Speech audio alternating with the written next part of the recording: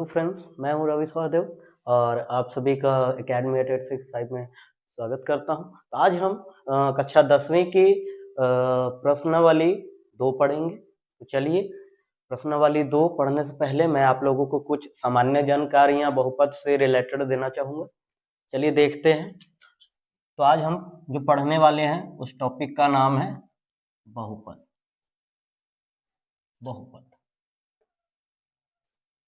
इससे पहले हम लोग बहुपद की जहां बात आती है तो वहां दो नाम वहां पे आते हैं, एक चर और दूसरा अचर। चर किसे बोलते हैं, अचर किसे बोलते हैं? चर में वह मान जो स्थिर नहीं रहता है, उसका मान बदलते रहता है, जैसे कि एक्स, वाई, जेड। अर्थात हम ये कह सकते हैं कि इंग्लिश के जितने भी अक्षर हैं उन सभी को चर लेके चलेंगे। और वहीं अचर में जैसे संख्यात्मक मान आ जाते हैं, 1, 2, 3, 4, 5, ये जितने भी संख्यात्मक मान है ये सभी अचर है। क्यों? क्योंकि इनका जो मान है ये कभी बदलता नहीं, अर्थात स्थिर रहता है। तो जो संख्या स्थिर रहता है, नहीं बदलता है, उसे हम अचर कहते हैं, और जो मान बदलता रहता है उसे हम लोग चर कहते हैं। इंग्लिश में कोई भी अक्षर दिखे तो आप ये मान के चलिएगा कि वो चर है, और संख्यात्मक मान दिखे कोई भी तो आपको इतना समझ के चलना है कि वो अचर है। अब हम लोग पढ़ते हैं कि बहुपद की पहचान कैसे होती है। बहुपद की पहचान, तो बहुपद की जो पहचान है उसकी पहचान हम लोग पूर्ण संख्या से करते हैं। पूर्ण संख्या, जो पूर्ण संख्या है वो प्रारंभ होता है शून्य से। 0, 1, 2, 3, 4, 5, ये सभी पूर्ण संख्या है।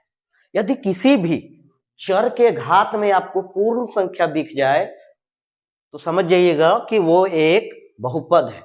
अर्थात जैसे हम एग्जांपल देना चाहेंगे, जैसे यहाँ पे देख लीजिए, x क्या है? एक चर है, क्योंकि इंग्लिश का अक्षर है अर्थात चर है, और इसका मान बदलता भी रहता है। अब इसके घात में कोई पूर्ण संख्या दी है, जैसे कि 2। देखिए, इसके घात में 2 लगा हुआ है, तो ये क्या है? पूर्ण संख्या है। तो इसके घात में पूर्ण संख्या होने का अर्थ है कि यह एक बहुपद है। अब वहीं हम लोग इसे देख लेते हैं। यहाँ पे देखिए, रूट x है। अगर x से हम लोग रूट हटाते हैं तो x का घात में 1/2 आता है। 1/2 एक पूर्ण संख्या नहीं है। आप देख सकते हैं कि हमारा जो पूर्ण संख्या है वहां कहीं भी आपको 1/2 देखने को नहीं मिलेगा, और 1/2 यहाँ देखने को नहीं मिल रहा है, इसका अर्थ है कि 1/2 एक पूर्ण संख्या नहीं है। और जब इसका घात एक पूर्ण संख्या नहीं है तो यह बहुपद भी नहीं है, इसे हम बहुपद नहीं कहेंगे। तो कुछ प्रश्न हम लोग देखते हैं, जैसे x का पावर 3 है, प्लस में 4 है। दूसरा 2√x है, प्लस 5 है। तीसरा जो है हमारा वो है 3√3x प्लस 2 है। वहीं चौथा हम लोग ले लेते हैं 5x का पावर 4 प्लस 1 ले लेते हैं। अब जैसे पहला प्रश्न हम लोग देखते हैं तो इसमें x एक चर है, और चर के घात में 3 देखने को मिल रहा है। 3 देखने को मिल रहा है, और 3 हम जानते हैं कि पूर्ण संख्या है। तो जब इसके घात में एक पूर्ण संख्या है, यानी ये एक बहुपद है। वहीं यहाँ पे देख लीजिए, ये यहाँ जो चर है वो रूट में है। अब इसका जब हम रूट हटाएंगे तो हमें प्राप्त होगा 1/2। 1/2 एक पूर्ण संख्या नहीं है, तो ये बहुपद नहीं होगा। वहीं यहाँ पे देखिए, यहाँ x है, x के घात में कुछ दिया हुआ नहीं है, इसका अर्थ है कि यहाँ पे 1 छिपा हुआ है। और जब यहाँ पे 1 छिपा हुआ है तो 1 क्या है? एक पूर्ण संख्या है। तो जब एक पूर्ण संख्या है तो ये बहुपद होगा। वहीं यहाँ भी देख सकते हैं कि जो चर है हमारा x, उसके घात में 4 है, और 4 एक पूर्ण संख्या है, अर्थात ये भी क्या है? एक बहुपद है। तो बहुपद की पहचान इस प्रकार से होती है। अब जो है बहुपद के प्रकार के बारे में जानते हैं। बहुपद के प्रकार है उसको दो भागों में हम लोग जो है विभाजित कर सकते हैं। पहला पद के आधार पे, पद के आधार पर, और जो दूसरा है वो है घात के आधार पर, घात के आधार पर।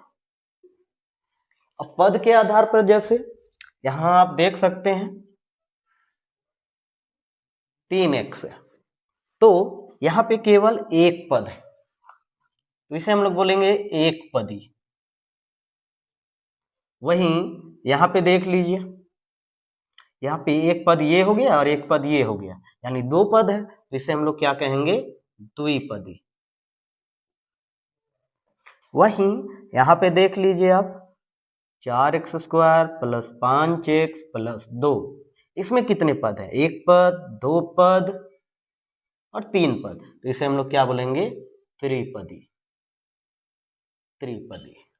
तो इस प्रकार जो है पद के आधार पे होते हैं। वहीं घात के आधार पर देखें तो आप यहाँ पे देख सकते हैं 4x का पावर 10 दे देते हैं हम, प्लस 5x का घात 3 दे देते हैं, प्लस 6 लिखते हैं।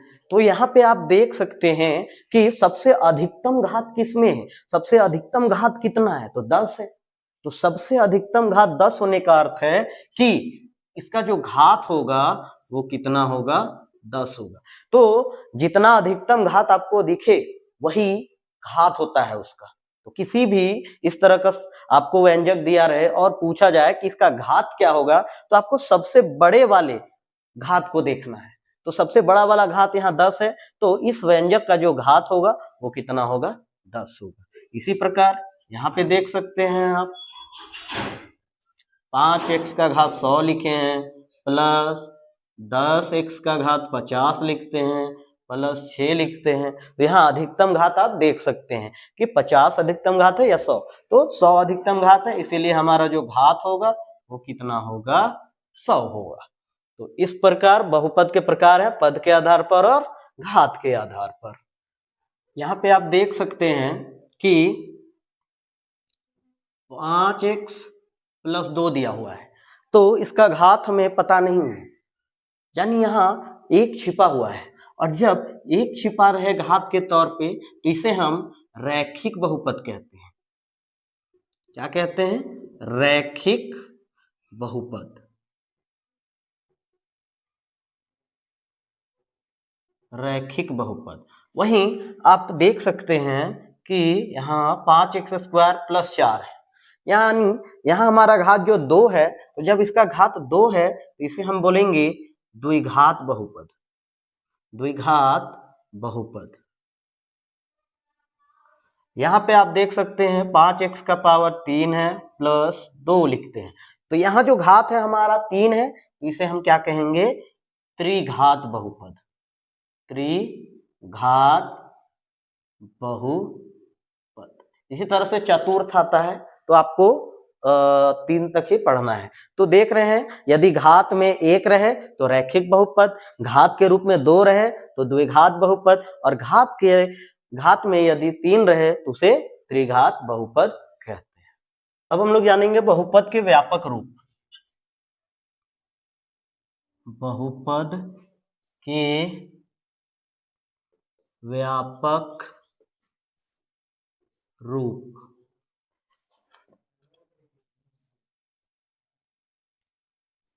यहाँ पे जो एक नंबर है इसमें आप देख सकते हैं 2x है, घात 1 है, और मैंने बतलाया था कि घात 1 होने पर ये जो है रैखिक बहुपद होता है, रैखिक बहुपद।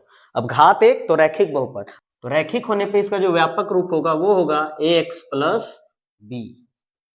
वहीं आप यहाँ पर देख सकते हैं 2x का स्क्वायर लिखते हैं, तो यहाँ पे घात में 2 है, तो ये क्या है, द्विघात है, द्विघात बहुपद है। और द्विघात बहुपद होने पर क्या होगा, ax² plus bx plus c, ये इसका व्यापक रूप होगा। उसी प्रकार यहाँ पे आप देख सकते हैं कि घात पे 3 है, इसका अर्थ है यह त्रिघात है, त्रिघात बहुपद है।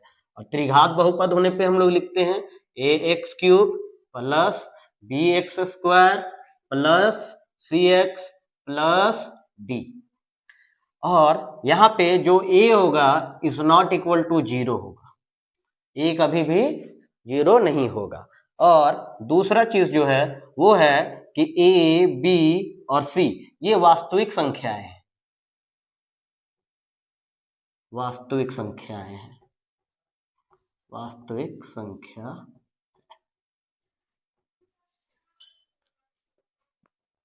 तो आई होप कि आप लोगों को बहुपद का व्यापक रूप समझ में आया होगा।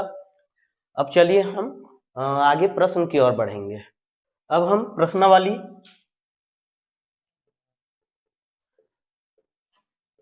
2.1 की ओर बढ़ते हैं। तो इससे पहले हम लोग कुछ ग्राफ समझ लेते हैं। इसे हम बोलते हैं एक्स अक्ष और इसे हम कहते हैं वाई अक्ष, और यहाँ पे होता है मूल बिंदु।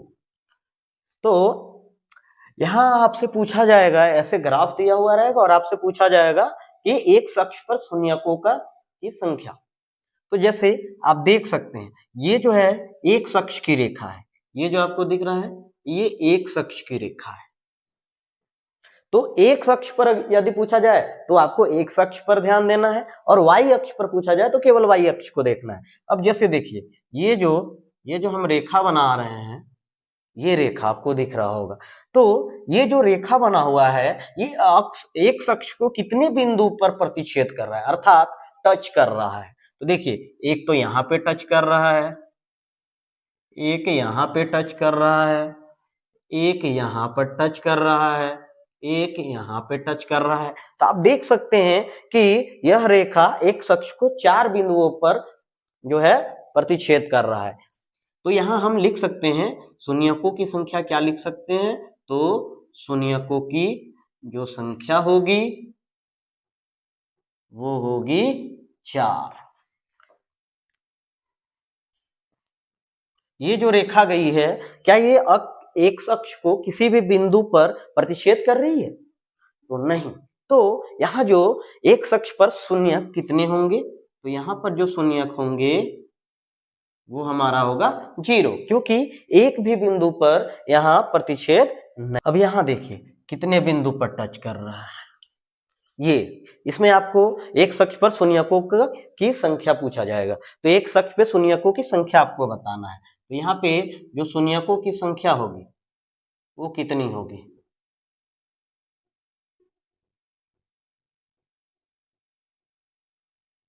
तो आप देख सकते हैं कि यह रेखा एक अक्ष को कितने बिंदु पर प्रतिच्छेद कर रही है, एक तो यहाँ पे प्रतिच्छेद कर रही है, एक यहाँ पे प्रतिच्छेद कर रही है, अर्थात 2 बिंदुओं पर प्रतिच्छेद कर रही है। तो शून्यकों की संख्या क्या होगी, 2 होगी। इसी प्रकार से आपको प्रश्नावली 2.1 के सारे प्रश्न करने हैं। तो प्रश्नावली 2.1 में जो हमारा पहला ग्राफ दिया हुआ है, जो पहला ग्राफ दिया हुआ है वो देख सकते हैं आप।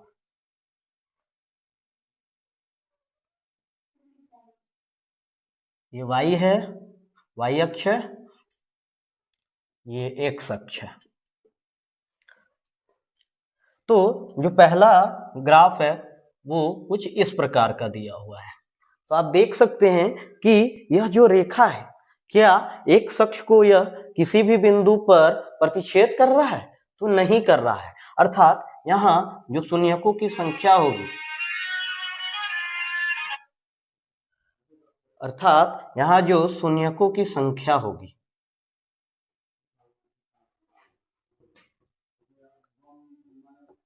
वो शून्य होगी। इसी प्रकार जो दूसरी ग्राफ है और जो तीसरी ग्राफ है वहां देख सकते हैं, यहाँ शून्यकों की संख्या क्या होगी, शून्यकों की संख्या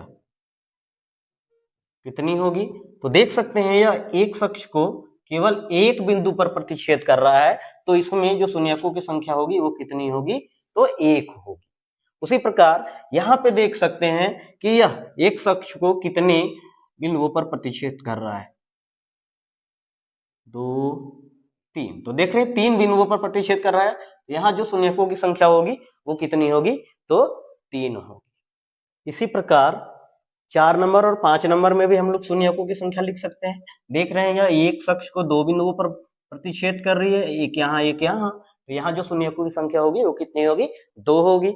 उसी प्रकार जो प्रश्न संख्या 5 है, इसमें देखिए एक तो यहाँ पे प्रतिच्छेद कर रही है, ये दूसरा बिंदु हो गया, ये तीसरा बिंदु और ये चौथा बिंदु, तो यहाँ जो शून्यकों की संख्या होगी वो कितनी होगी, तो 4 होगी। इसी प्रकार जो 5 नंबर का प्रश्न है, जो 5 नंबर का प्रश्न है, यहाँ पे देख रहे हैं एक तो इस बिंदु पर प्रतिच्छेद कर रही है, एक इस बिंदु पर प्रतिच्छेद कर रही है और एक इस बिंदु पर प्रतिच्छेद कर रही है, अर्थात 3 बिंदुओं पे प्रतिच्छेद कर रही है, तो इसमें जो शून्यकों की संख्या होगी वो कितनी होगी, तो 3 होगी। इस प्रकार हमारा 2.1 समाप्त होता है। अब हम प्रश्नावली 2.2 के साथ अगले वीडियो में मिलते हैं, तब तक के लिए नमस्कार।